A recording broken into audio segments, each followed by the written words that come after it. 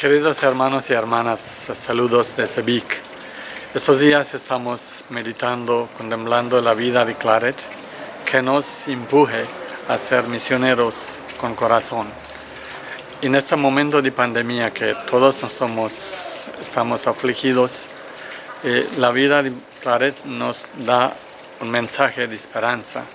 Yo pienso de tiempo que él mismo vivió momentos de una pandemia en Cuba después de un terremoto y cómo ha vivido con la gente.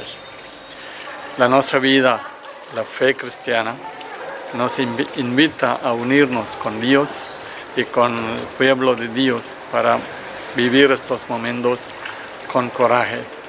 Después de un tiempo, cuando miramos detrás, tenemos que sentir orgullosos de ser fieles a Dios, a la humanidad.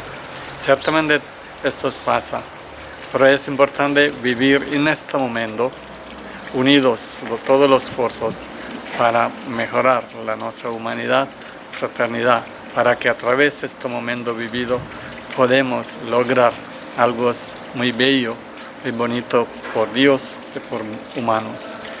Feliz fiesta de Claret.